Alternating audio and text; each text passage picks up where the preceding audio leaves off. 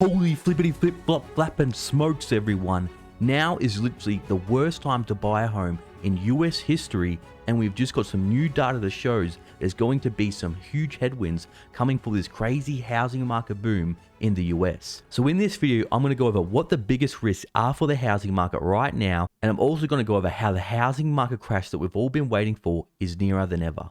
Everyone, let's not waste any time. Let's get straight into it. Look at this, everyone. This is just one piece of the puzzle, and I'll get into more data in a moment. There's never been a worse time to buy a home in a pool of US households. So I'll bring up a chart here. This dates back to 2010. We can see here the best time to buy has plunged to an all-time low, and only 25% of Americans think now is a good time to buy, and 70% think it's a bad time. And also what we can see here, in January, the survey showed 69% of respondents said it's a good time to sell, an all-time high in the series that dates back to 2010. But is there any fundamental reasons on why now may be a bad time to buy?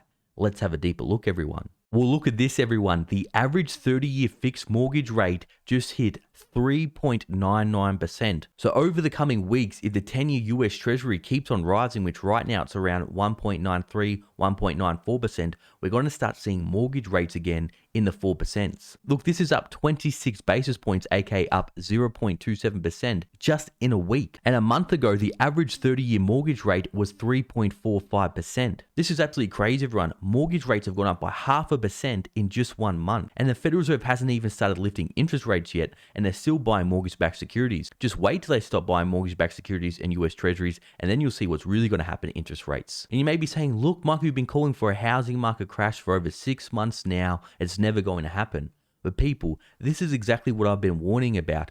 But unfortunately, the Federal Reserve and all central banks around the world, they ignored this inflation that we're seeing right now. But now they no longer can ignore it, and the narrative is crumbling. They're now starting to admit inflation isn't transitory and it's getting worse, and they're now all starting to lift interest rates. Even the Bank of England was debating by lifting interest rates by 0.5% at their last meeting. Now let me show you some examples of what can happen when interest rates go up. Look at this, everyone. This is an average mortgage of, say, $360,000. Now, what happened in March 2020 is interest rates hit a low of 2.7%. So for a 30-year fixed rate mortgage, if you were lucky and got a 30-year fixed rate at 2.7%, well, your monthly repayment would have been $1,460. And it was from these ultra low interest rates that the housing market went on this boom. And it was also this cheap credit that caused hedge funds to come in and buy up homes as well. But if interest rates go up for consumers, they're also going to go up for hedge funds as well. And if they think house prices are going to fall, they're going to stop buying too. But let's have a look what happens for future buyers, because remember, your home is only worth what someone is willing to pay. If interest rates go up to 5% on a 30-year fixed rate mortgage, your payment almost goes up by $500 a month to $1,933. So that's an increase of mortgage repayments by 30% if mortgage rates just go up another 1% at the end of this Federal Reserve rate hike cycle. So this is why many real estate experts say that house prices can fall anywhere between 5 and 10% for every 1% increase in interest rates, because it destroys people's borrowing power and they can't afford to buy these homes at these crazy prices. So then house prices have to correct to get back to what people can afford for a monthly repayment. Now, also, if we want to know what could happen to the housing market, is to learn from history. And what happened to house prices in 2018, the last time the Federal Reserve started lifting interest rates? Well, what happened is house prices kept rising at the start of the rate hike cycle, and they didn't really start falling towards the end of the rate hike cycle. That's because real estate is very slow to react.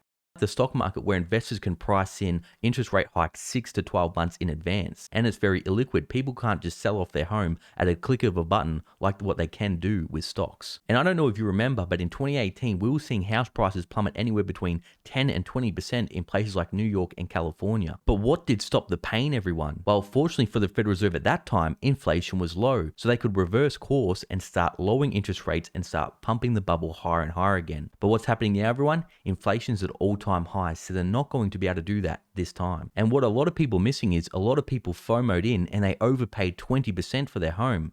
So even if house prices don't fall 20%, If they overpay 20% and then there's no more FOMO in the market and people aren't willing to pay 20% above asking anymore, well then that just means they lost potential 20% in equity. But everyone, what you're probably wanting to know is, okay, what does all this mean in simple terms? What this simply means is you as consumers, they're rejecting the housing market. They're not willing to buy at these crazy levels, and I think a lot of them remember what happened in 2008 and they don't want to make the same mistake again. What we're seeing is mortgage rates absolutely skyrocketing, so this is going to hurt people's borrowing power and they're not going to be able to afford to bid up these house prices and overpay like what they could do when mortgage rates were at 2.7%. And with all this stimulus taken away, like these forbearance and eviction moratoriums, and with the Federal Reserve not having the luxury this time to reverse course, I think we're going to see the housing market really start to slow down over the next 6 months. And because the housing market is so slow to react, we may not start seeing house price falls again until after that 6 months when the Federal Reserve has done a few rate hikes. But everyone, what do you think about this data? Let me know. Now, for all my loyal viewers and subscribers still watching, you're awesome. If you're interested and want to get up to 5 free stocks with Moomoo, link in the description.